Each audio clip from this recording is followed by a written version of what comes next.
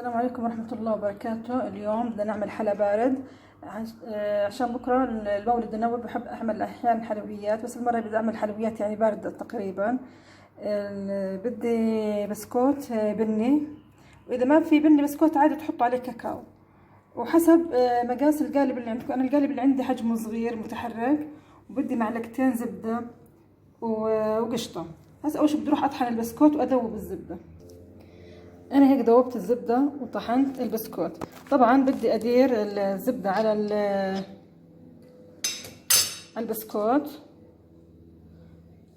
واخلطه.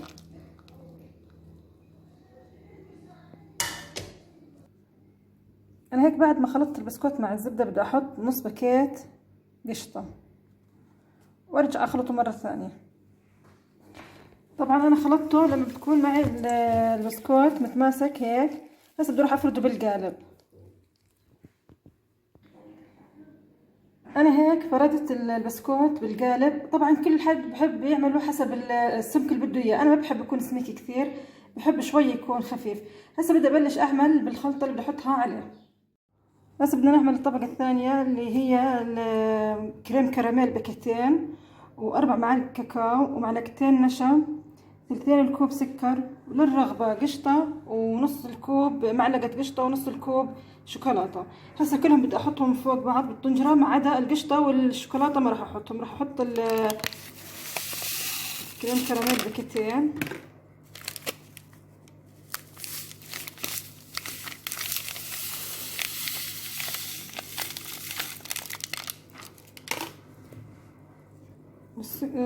والكاكاو والنشا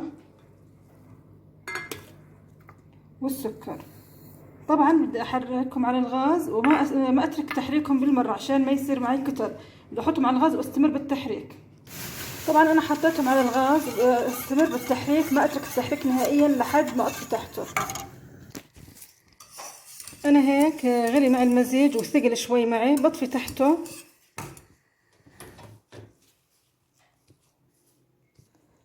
طبعا هسه بدي احط عليهم الشوكولاته.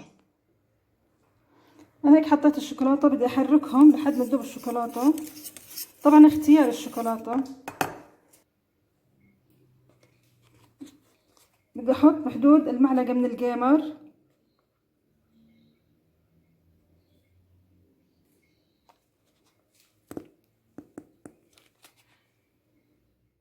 هيك انا بعد ما حركت الجيمر الشوكولاته اللي حطيتهم على الخليط، بدي اديرهم بالقالب. ما حطيته بالثلاجة، خليته برا الثلاجة عشان احطه هسه بس يبرد كامل احطه بالثلاجة. اغلفه تغليف الاطعمة واحطه بالثلاجة.